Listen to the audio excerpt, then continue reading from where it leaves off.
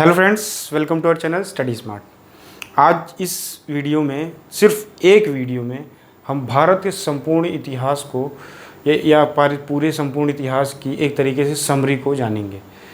सिर्फ जो लोग इतिहास को पढ़ चुके हैं उनके लिए ये पूरे इतिहास का एक तरीके से रिवीजन वीडियो होगा, और जो लोग इतिहास को नहीं पढ़े हैं उनकी सिर्फ इस एक वीडियो से इतिहास की आज एक अच्छी समझ बिल्ड हो जाएगी। ठीक है, तो चलिए शुरू करते हैं। सबसे पहले देखिए, भारतीय इतिहास को हम 3 भागों में बांटते हैं मुख्यतः, जिसमें पहला भाग आता है प्राचीन भारत, दूसरा भाग मध्यकालीन भारत, तीसरा भाग आधुनिक भारत। चलिए शुरू करते हैं। तो प्राचीन भारत में जो पहला टॉपिक हम पढ़ेंगे वो होगा इतिहास के स्रोत। इतिहास के स्रोत यानी कि ये जो संपूर्ण भारत की जानकारी हमें मिलती है वो इन्हीं इतिहास के स्रोतों से मिलती है। इसमें क्या मुख्यतः होते हैं? साहित्यिक स्रोत, पुरातात्विक स्रोत, ये सारे साक्ष्य जो होते हैं उनको हम पढ़ेंगे किसमें? इतिहास के स्रोत के टॉपिक में। इसके बाद दूसरा टॉपिक आता है प्रागैतिहासिक काल। प्रागैतिहासिक काल जो कि 2350 बीसी से पहले तक का माना जाता है। अब दोस्तों, प्रागैतिहासिक काल उस काल को कहते हैं जिस काल के लिखित साक्ष्य प्राप्त ही नहीं हुए, उन्हें हम क्या कहते हैं? प्रागैतिहासिक काल। और आदि ऐतिहासिक काल हम ऐसे काल को कहते हैं जिनके लिखित साक्ष्य प्राप्त तो हुए लेकिन उन्हें पढ़ा नहीं जा सका। वो काल कौन सा है? सिर्फ ये सिंधु घाटी की सभ्यता, यानी कि जो सिंधु घाटी की सभ्यता के हमें लिखित साक्ष्य प्राप्त हुए लेकिन हम इसे पढ़ नहीं सके हैं। और उसके बाद ऐतिहासिक काल होता है, वह ऐसा काल होता है जिसमें लिखित साक्ष्य और पुरातात्विक साक्ष्य सभी साक्ष्य प्राप्त हुए और लिखित साक्ष्य जो प्राप्त हुए उन्हें पढ़ा भी जा सका है। तो सिंधु घाटी सभ्यता के बाद जितना भी इतिहास है सारे ऐतिहासिक काल में आते हैं, क्योंकि सभी के लिखित साक्ष्य प्राप्त हुए हैं और उन्हें पढ़ा भी जा सका है। अब प्रागैतिहासिक काल में हम 3 मुख्यतः काल को पढ़ेंगे। पहला है पूरा पाषाण काल। ये आज से लगभग 50,000 वर्ष पूर्व की बात है, जिसमें मनुष्य सिर्फ अखेटक जीवन जीता था, यानी कि शिकारी करता था और घूम घूम के शिकार करके अपना पेट भरता था। अब इसके बाद मनुष्य थोड़ा होशियार हुआ तो वो पशु पालने लगा। तब उस समय थोड़ा विकसित मनुष्य को उस काल को मध्य पाषाण काल कहा जाता है। ये आज से लगभग 10,000 वर्ष पूर्व की बात होगी। और उसके बाद थोड़ा मनुष्य जब कृषि करना शुरू कर दिया तो उसे हम नवपाषाण काल के नाम से जानने लगे। अब ये जो है 4000 वर्ष पूर्व की बात मानी जाती है। और इसके बाद एक ताम्रपाषाण काल भी आता है। दोस्तों, ये मध्य पाषाण काल और ये नवपाषाण काल दोनों एक तरीके से कहीं कहीं पे साथ साथ चल रहे थे, समकालीन थे। जैसे कि आज आप समझिए, इस समय दुनिया में कहीं लोग ज़्यादा विकसित हैं और कहीं लोग कम विकसित हैं। तो इसी तरीके से उस समय भी कहीं लोग ज़्यादा विकसित थे तो उसे नवपाषाण काल माना जाता था, और कहीं लोग कम विकसित थे तो उसे मध्य पाषाण काल माना जाता था। ठीक है, अब नेक्स्ट टॉपिक हमारा होता है सिंधु घाटी सभ्यता। तो सिंधु घाटी सभ्यता दोस्तों, जब लोग पाषाण काल नवपाषाण काल से जब थोड़ा और विकसित हुए, अपनी एक समझ के साथ पहनावा, ढंग, खान पीन एक व्यवस्थित तरीके से रहने लगे तो उन्हें हम सभ्यता का नाम देने लगे। जैसे कि विश्व में अलग अलग जगहों पे अलग अलग सभ्यता थी। ये वर्गीकृत कैसे होती हैं? क्योंकि अलग अलग तरीके से रहने का जीवन शैली होती है तो उन्हें अलग अलग सभ्यता, अलग अलग जगह की अलग अलग सभ्यता कहते हैं। जैसे सिंधु घाटी सभ्यता हमारे देश की सभ्यता थी, और यूनान की सभ्यता ग्रीक की सभ्यता भी कहा जाता है, और मिस्र की सभ्यता। इस तरीके से दुनिया भर में इसी समय के आसपास और भी सभ्यताएं चल रही थीं। अब सिंधु घाटी सभ्यता के बाद आता है नेक्स्ट है वैदिक सभ्यता। वैदिक सभ्यता में हमें लिखित साक्ष्य प्राप्त हुए जो कि वेदों से मुख्यतः प्राप्त हुए, इसीलिए इस सभ्यता को वैदिक सभ्यता भी कहते हैं। वैदिक सभ्यता को मुख्यतः 2 भागों में बांटते हैं, ऋग वैदिक काल और उत्तर वैदिक काल। ऋग वैदिक काल की जानकारी हमें 1500 बीसी से 1000 बीसी तक के बीच की मिलती है, और उत्तर वैदिक काल की 1000 से 600 बीसी तक की मिलती है।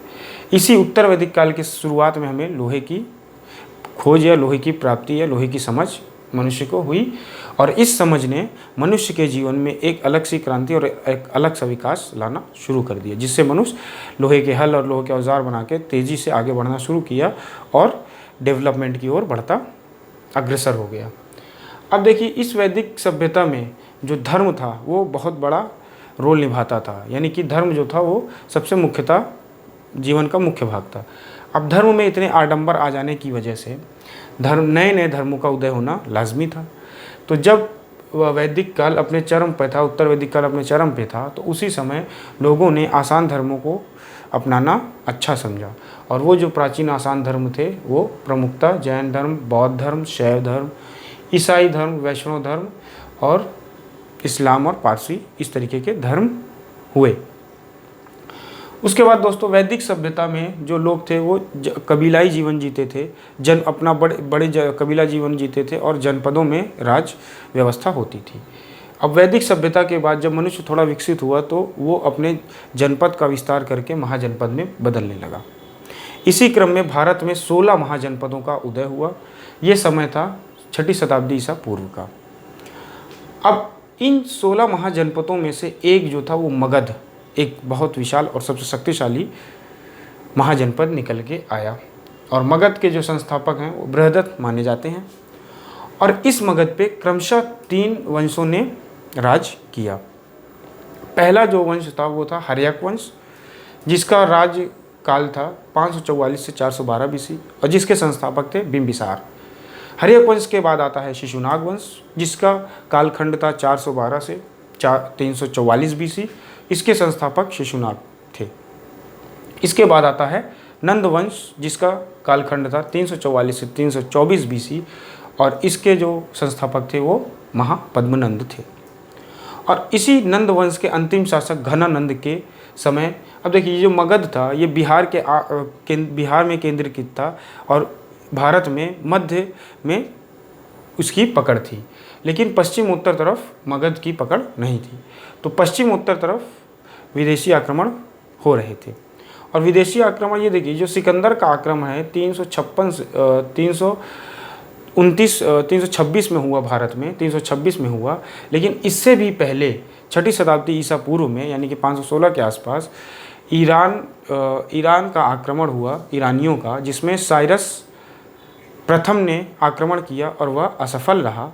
लेकिन फिर उसी के बाद डेरियस द्वितीय, यानी कि दारा द्वितीय के नाम से भी जानते हैं, उसने भारत पे सफल पहला आक्रमण, विदेशी आक्रमण किया।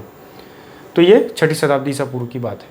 फिर जब मगध के समय, जब घनानंद था, नंद वंश के समय, तो सिकंदर भी पश्चिम उत्तर मतलब पाकिस्तान, अफगानिस्तान की तरफ से सिकंदर आक्रमण करते हुए भारत में प्रवेश करता है। तो सिकंदर को भी हम पढ़ेंगे इसी तरीके से। अब दोस्तों जब सिकंदर आक्रमण करके चला जाता है तो भारत में कुछ बुद्धिजीवियों ने समझा कि भारत के पूरे शासन को एकीकृत करना बहुत ज़रूरी है, नहीं तो विदेशी आक्रमण होते रहेंगे। तो इसमें चंद्रगुप्त मौर्य जो हैं, उन्होंने कौटिल्य की सहायता से नंद वंश के जो अंतिम शासक कौन थे, घनानंद को पराजित करके नंद वंश समाप्त करके मौर्य साम्राज्य की स्थापना की। किसने मारा? चंद्रगुप्त मौर्य ने। किसको? घनानंद को। और किसकी सहायता से? कौटिल्य की सहायता से। इस तरीके से नंद वंश का समापन हुआ और मौर्य साम्राज्य की उत्पत्ति हुई।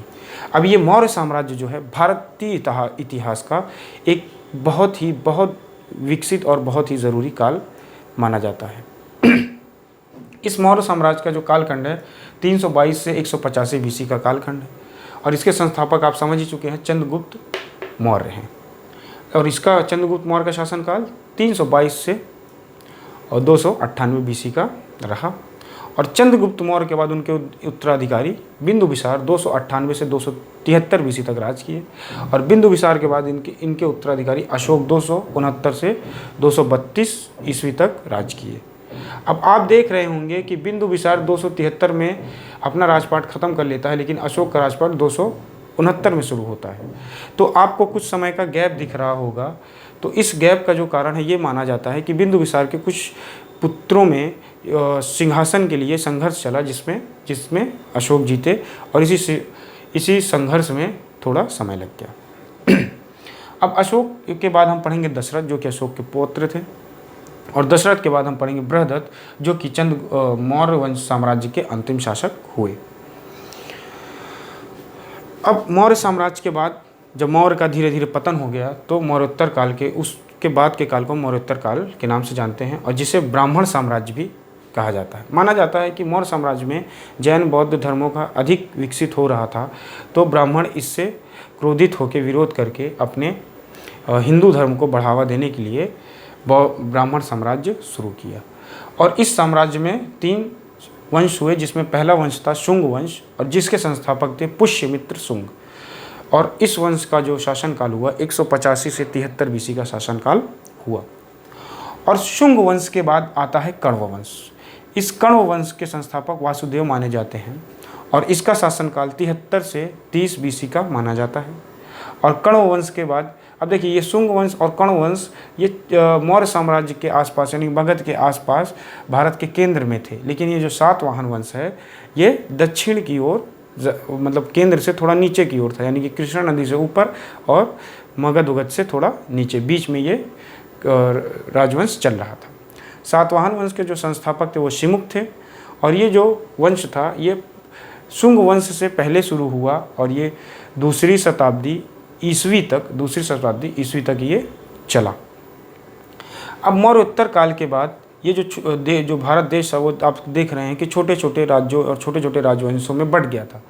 तो इसके फलस्वरूप बाहरी आक्रमणकारियों के लिए एक न्योता बनता है आक्रमण करने के लिए। तो इसी क्रम में मध्य एशिया और भारत वैसे भी जो शासन था वो केंद्र में था, मैंने बताया मगध में, और पश्चिमोत्तर तरफ कोई मजबूत शासन वैसे भी नहीं था शुरू से ही। तो मध्य एशिया और भारत हम पढ़ेंगे। तो मध्य एशिया भारत में हिंदू यूनानी पहले आक्रमण करते हैं और ये 180 बीसी से 10 एडी तक राज्य करते हैं। अब हिंद यूनानियों के बाद शक आते हैं भारत में, जगह जगह वो अपनी शाखाओं में बढ़ जाते हैं और ये 130 से 388 ईस्वी तक राज करते हैं। उसके बाद आते हैं पहलव भी उसी तरफ से आते हैं, 208 से 224 ईस्वी तक ये राज करते हैं। इसी क्रम में आते हैं कुषाण ये चीनी जाति मानी जाती है। अब देखिए कुषाण जो है चीन के हैं, लेकिन ये आते किस तरह से हैं? पश्चिमोत्तर से। देखिए मैं बता रहा हूँ, भारत की जो भौगोलिक स्थिति है वो कुछ इस तरह से है कि दक्षिण से अटैक करना नामुमकिन है क्योंकि दक्षिण में समुद्र है विशाल, उत्तर से अटैक करना भी नामुमकिन है क्योंकि उत्तर में विशाल पर्वत श्रृंखला है। तो इसी वजह से जितने भी अटैक हुए हमेशा पश्चिमोत्तर तरफ से ही हुए। तो कुषाणों का जो शासनकाल हुआ वो 30 से 375 ईस्वी का शासनकाल हुआ। इसमें भी कुछ प्रमुख शासक हुए। अब मध्य एशिया और भारत को पढ़ने के बाद यानी कि मौर्य साम्राज्य और मौर्योत्तर काल के बाद भारत में फिर एक विशाल साम्राज्य शुरू होता है जिसे हम गुप्त साम्राज्य के नाम से जानते हैं।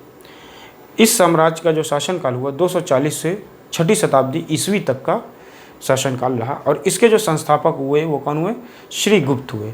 और इसका टाइम पीरियड क्या हुआ? 240 से 280 एडी तक श्री गुप्त का टाइम पीरियड रहा।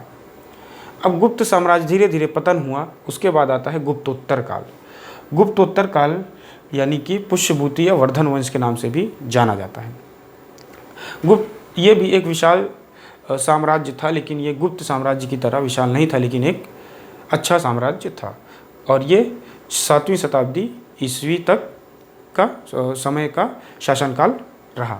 अब इसके बाद हम पढ़ेंगे जिस तरीके से ये सारी उत्तर के साम्राज्य और उत्तर के राज्यवंश थे उसी तरीके से शासन कर रहे थे, उसी तरीके से दक्षिण में संगम काल और दक्षिण भारत के कुछ प्रमुख वंश भी साथ साथ इन्हीं के साथ साथ चल रहे थे। जैसे कि सबसे पुराना जो काल चल रहा था वो था संगम काल। संगम काल 400 बीसी का है। 400 बीसी का यानी कि मगध और मौर्य साम्राज्य के आसपास के यानी कि इसके आसपास समय का संगम काल माना जाता है। इसमें प्रमुखता ये कृष्णा नदी के नीचे के सारे राजवंश या उसके आसपास के राजवंश और काल की बात है। 400 बीसी में संगम काल में मुख्यतः पाण, चेर और चोल ये वंश राज कर रहे थे। फिर इसके बाद दक्षिण में कुछ और प्रमुख राजवंश हुए जिन्हें हम आगे पढ़ेंगे। उसके बाद हम सीमावर्ती राजवंश देखेंगे। सीमावर्ती राजवंश यानी कि जैसे कि इन सभी राजवंशों के अधीन नहीं राज्य थे, वो सीमा पे अपने राज्य में राज करते थे। उनमें प्रमुखता कश्मीर और बंगाल को हम पढ़ेंगे। और उसके बाद हम देखेंगे राजपूत वंश। अब जब बड़े बड़े साम्राज्य खत्म हुए तो धीरे धीरे राजपूत वंश का कई उदय होने लगा, उसमें कई सारे वंश उदय होने लगे। ठीक है, ये था प्राचीन इतिहास। चलिए फिर से एक बार रिकॉल करते हैं। हम सबसे पहले क्या पढ़ेंगे? इतिहास के स्रोत की यानी कि इतिहास की जानकारी में कैसे मिलती है। फिर प्रागैतिहासिक काल, उसमें पूरा पाषाण, मध्य पाषाण, नवपाषाण काल को पढ़ेंगे। उसके बाद सिंधु घाटी सभ्यता हम पढ़ेंगे। उसके बाद वैदिक सभ्यता में ऋग्वैदिक और उत्तर वैदिक काल को हम पढ़ेंगे। उसके बाद कुछ प्राचीन धर्मों को पढ़ेंगे। उसके बाद किस तरीके से वैदिक सभ्यता के जनपद महाजनपद में बदले उसको देखेंगे। और इन 16 महाजनपदों में से एक विशाल जनपद मगध को हम देखेंगे। उसके मगध के बाद हम उसी के अंतिम समय में सिकंदर के आक्रमण को देखेंगे। उसके बाद मौर्य साम्राज्य के विशाल साम्राज्य को देखेंगे। उसके बाद मौर्य के पतन के बाद मौर्योत्तर काल को देखेंगे, जिसमें प्रमुखतः 3 वंश, शुंग, कण्व और सातवाहन वंश को देखेंगे। उसके बाद मध्य एशिया और भारत के कुछ राज्य वंशों को और उनके आक्रमणों को देखेंगे। उसके बाद हम देखेंगे गुप्त साम्राज्य। उसके बाद गुप्तोत्तर काल, जिसमें पुष्यभूति और वर्धन वंश है, और दक्षिण के कुछ संगम काल को और कुछ और अनेक प्रमुख वंशों को देखेंगे। फिर सीमावर्ती राजवंश कश्मीर बंगाल को देखेंगे और अंत में प्राचीन भारत में हम राजपूत के वंशों को देखेंगे। इस राजपूत के वंश को हम मध्यकालीन भारत और प्राचीन भारत की एक तरीके से कड़ी समझ सकते हैं। तो चलिए अब शुरू करते हैं मध्यकालीन भारत। मध्यकालीन भारत में दोस्तों सबसे पहले हम शुरू करते हैं अरबों के आक्रमण से। देखिए, मैंने जैसे बताया प्राचीन भारत में कोई विशाल साम्राज्य इस समय 7वीं शताब्दी के अंत में और 8वीं शताब्दी की शुरुआत तक कोई विशाल साम्राज्य नहीं बचा जो पूरे भारत को एकीकृत करके रख सके। तो इस स्थिति में क्या होता है कि अब विदेशियों का आक्रमण शुरू हो जाता है। सबसे पहले जो आक्रमण करता है वो अरबों का आक्रमण होता है। उस आक्रमण को मोहम्मद बिन कासिम करता है, जो कि अरब के एक राजा का सिपाही सेनापति था। वो आक्रमण करता है सिंध में दाहिर पर 712 ईडी में, और वो दाहिर को हरा देता है। इस तरीके से पहला आक्रमण हुआ। दूसरा आक्रमण होता है महमूद गजनी का। महमूद गजनी है दोस्तों, ये अफ़गान का एक शासक था और ये भारत में 17 टाइम्स इसने आक्रमण किए, और ये आक्रमण करके सिर्फ भारत को लूट करके ले जाता था। और इसका जो जन्म है 2 नवंबर 971 में हुआ और इसकी मृत्यु 30 अप्रैल 1030 ईस्वी में हुई। इसके बाद आता है मोहम्मद गोरी, ये भी अफ़गानिस्तान का एक राजा था। ये अपने राज्य विस्तार के लिए भारत में आक्रमण करता है। इसका जो जन्म है 1149 से और इसकी मृत्यु 1206 ईस्वी में हुई। अब ये भारत में आता है, कुछ अपने क्षेत्रों को जीतता है और उन क्षेत्रों को अपने गुलाम कुतुबुद्दीन ऐबक को सौंप करके वापस लौट जाता है। अब इसके लौटने के पश्चात 1206 में कुतुबुद्दीन ऐबक जो है सल्तनत काल आरंभ करते हैं, दिल्ली में सल्तनत काल आरंभ करते हैं और गुलाम वंश की स्थापना करते हैं। और इस वंश का जो शासन काल रहा 1206 से 1290 ईस्वी का रहा। अब गुलाम वंश के बाद, उसके पतन के बाद सल्तनत काल में खिलजी वंश आता है, जिसके संस्थापक जलालुद्दीन फिरोज़ हुए, और इसका समय कालखंड 1290 से 1320 ईस्वी का रहा। अब इस खिलजी वंश के बाद सल्तनत काल में आता है तुगलक वंश, जिसके जो संस्थापक हुए गयासुद्दीन तुगलक हुए, और इसका कालखंड हुआ 1320 से 1413 ईस्वी तक हुआ। इसी तुगलक वंश में एक राजा हुआ मोहम्मद बिन तुगलक। इस मोहम्मद बिन तुगलक को अच्छा शासक लोग नहीं मानते थे और इसके कई सारे विरोध होते थे। तो सल्तनत में यानी कि केंद्र में तो किसी की विरोध करके अपना साम्राज्य बनाने की हालत में कोई नहीं था, लेकिन दक्षिण तरफ इस वंश की पकड़ कमज़ोर थी। तो इसके फलस्वरूप दक्षिण में कृष्णा नदी के नीचे विजयनगर विरोध के फलस्वरूप विजयनगर साम्राज्य की उत्पत्ति हुई, और कृष्णा नदी के ऊपर इसी मोहम्मद बिन तुगलक के विरोध के फलस्वरूप ही बहमनी राज्य की भी उत्पत्ति होती है। उसको भी हम आगे देखेंगे। फिर तुगलक वंश के बाद आता है सैयद वंश। सैयद वंश में की जो स्थापना है वो कौन करता है? खिरज खां करते हैं, और इसका जो टाइम काल है 1414 से 1451 ईस्वी का इसका टाइम पीरियड है। और इसके बाद सल्तनत काल यानी कि दिल्ली का अंतिम जो वंश है वो लोधी वंश होता है। इसके संस्थापक बहलोल लोधी हुए, और इसका कालखंड 1451 से 1526 ईस्वी का रहा। इसी वंश के अंतिम शासक इब्राहिम लोधी को पानीपत में बाबर हरा देते हैं। इब्राहिम लोधी को बाबर पानीपत में हरा देते हैं और सल्तनत काल ख़त्म करके मुग़ल साम्राज्य शुरू करते हैं। फिर हम पढ़ेंगे मुग़ल साम्राज्य। मुग़ल साम्राज्य आप समझ ही गए, इसके संस्थापक बाबर हुए। बाबर ने राज्य कब से कब तक किया? 1526 से 1530 ईस्वी तक बाबर ने राज्य किया, और बाबर के बाद इनके उत्तराधिकारी हुमायूं 1530 से 1556 ईस्वी तक राज्य किए। इन्हीं हुमायूं के कालखंड में एक शासक शेर शाह सूरी 1540 ईस्वी में हुमायूं को कन्नौज में हरा देता है, और हराने के बाद हुमायूं जो है दिल्ली से भाग जाते हैं, और दिल्ली में 1540 से 1545 तक शेर शाह सूरी राज करता है, और सूर्यवंश इसी मुग़ल के साम्राज्य के बीच में सूर्यवंश को वो चलाता है। अब देखिए दिल्ली पे इसका जो कब्जा है 1540 से 1545 तक ही रहा, लेकिन इसका जो राज्य था दिल्ली के आसपास 1555 तक चला। अब देखिए 1556 तक हुमायूं राज किए, दिल्ली में तो राज नहीं किए लेकिन आसपास राज किए। इसके बाद इनके उत्तराधिकारी आए अकबर। अकबर इनके बाद 1556 से 1605 ईस्वी तक राज किए। अब देखिए 1555 में शेरशाह सूरी का पूरी तरीके से राज हट गया था, तो उसके बाद राजा जो बने कौन बने, अकबर। राज कालखंड 1556 से 1605 ईस्वी का रहा। उसके बाद जहां अकबर के उत्तराधिकारी जहांगीर हुए, जिनका कालखंड 1605 से 1627 ईस्वी का माना जाता है। और जहांगीर के बाद इनके उत्तराधिकारी शाहजहां हुए, जिनका कालखंड 1627 से 1657 ईस्वी का माना जाता है। और शाहजहां के बाद इनके उत्तराधिकारी औरंगजेब हुए, और औरंगजेब 1658 से 1707 ईस्वी तक राज्य किए। अब जैसा मैंने बताया, तुगलक वंश के राजा मोहम्मद बिन तुगलक के विरोध के फलस्वरूप विजयनगर साम्राज्य का कृष्णा नदी के नीचे स्थापना हुई। तो इसकी स्थापना कौन करते हैं, हरिहर और बुक्का करते हैं।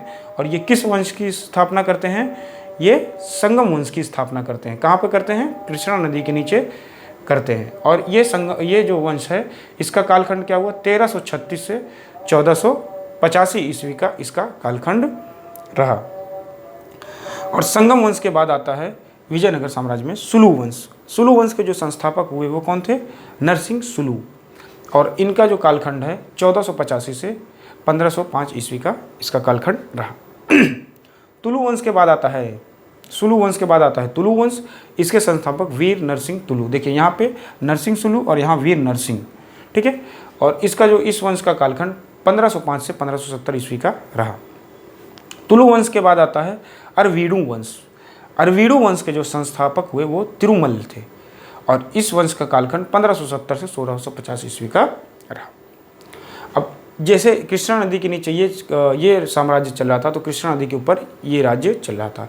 इन दोनों राज्यों में अक्सर हमेशा युद्ध होते रहते। क्यों, क्योंकि ये राज्य अपने राज्य क्षेत्र को ऊपर की ओर बढ़ाना चाहता था, जहाँ पे बहमनी राज्य था, और ये बहमनी राज्य अपने राज्य को नीचे की ओर बढ़ाना चाहता था, जहाँ पे विजयनगर साम्राज्य था। अब देखिए ये ऊपर क्यों जाना चाहता था, क्योंकि नीचे समुद्र था। और ये नीचे क्यों जाना चाहता था बहमनी राज्य, क्योंकि ऊपर सल्तनत काल और ये मुगल साम्राज्य चल रहा था, तो इसीलिए ये आपस में एक दूसरे में लड़ते रहते थे। तो अब मैंने क्या बताया, मोहम्मद बिन तुगलक के विरोध में क्या हुआ, बहमनी राज्य में कुछ नेताओं ने विरोध करके अपना नेता हसन गंगू चुना। और हसन गंगू वहाँ के बहमनी राज्य का संस्थापक बनते ही एक उपाधि धारण की, जिसका नाम अलाउद्दीन बहमन शाह की उपाधि उन्होंने धारण की। कब, 1347 ईस्वी में। अब आदिल शाह के बाद अब इसमें जो है पहला जो वंश हुआ वो आदिल शाही हुआ। आदिल शाही कहाँ पे स्थापित हुआ, बीजापुर में स्थापित हुआ। किसने स्थापित किया, यूसुफ आदिल शाह ने स्थापित किया, 1489 में ईस्वी में स्थापित किया। आदिल शाही के बाद आता है निज़ाम शाही, जिसको अहमद नगर में स्थापित किया। किसने, मलिक अहमद ने। और कब, 1490 ईस्वी में। निज़ाम शाही के बाद हम पढ़ेंगे हमद शाही, जिसे बरार ने स्थापित किया। बरार में स्थापित किया किसने, फ़तेह उल इमाद शाह ने। कब, 1490 ईस्वी में। हमद शाही के बाद कुतुब शाही, जो गोलकुंड में स्थापित हुआ, जिसे कुली कुतुब शाह ने 1512 ईस्वी में स्थापित किया। उसके बाद हम बरीद शाही पढ़ेंगे, जो कि बीदर में स्थापित हुआ, और जिसे अमीर अल बरीद ने स्थापित किया 1526 ईस्वी में। इस तरीके से हमने क्या पढ़ा, कुछ विदेशी आक्रमण, उसके बाद सल्तनत काल इस्टेब्लिश हुआ, फिर उसके बाद सल्तनत काल को ख़त्म करके बाबर मुगल साम्राज्य स्थापित किए। फिर मोहम्मद बिन तुगलक के समय विजयनगर और बहमनी राज्य की स्थापना हुई। उसके बाद हम देखेंगे मराठा राज्य शिवाजी जिनका जन्म 1627 में और 1680 में मृत्यु हुई। इनके पिताजी शाहजी भोसले और माता जीजाबाई थी। उसके बाद इसी समय में कुछ स्वतंत्र प्रांतीय राज्य भी थे, क्योंकि इन सभी वंशों से ये स्वतंत्र थे, जिनमें कश्मीर, बंगाल, जौनपुर, मालवा, गुजरात, मेवाड़ और खानदेश प्रमुख हैं। और इसी जब सल्तनत काल चल रहा था और मुगल साम्राज्य के बीच में धर्म आंदोलन हुए, जो सूफी और भक्ति आंदोलन के नाम से जाने जाते हैं। तो इस तरीके से ये मध्यकालीन भारत हुआ। अब हम अग्रसर होते हैं आधुनिक भारत की। मैंने बताया कि मुगल साम्राज्य में औरंगजेब के बाद कोई मजबूत शासक नहीं हुआ, तो औरंगजेब के जो 2 बेटे हुए, एक आजम और एक मुअज्जम, आजम और मुअज्जम, उनको हम पढ़ेंगे उत्तरकालीन मुगल साम्राज्य में पढ़ेंगे। तो आजम और मुअज्जम जो औरंगजेब के बेटे थे, इन दोनों में राज्य करने के लिए संघर्ष चला, जिसमें मुअज्जम जीत जाता है और गद्दी संभालने के बाद बहादुर शाह की उपाधि धारण करता है। 1707 से 1712 इसका शासनकाल रहा। इसके बाद बहुत सारे मुगल सम्राट हुए, जिन्हें उत्तरकालीन मुगल सम्राट में हम पढ़ेंगे, लेकिन कोई मजबूत पहले की तरह कोई सम्राट नहीं हुआ।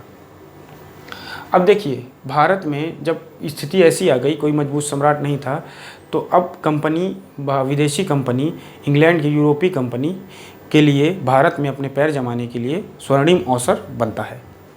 अब ये जो व्यापारी कंपनी थी, ये कैसे भारत में पूरी तरीके से राज्य करने लगी, देखिए उसको समझते हैं।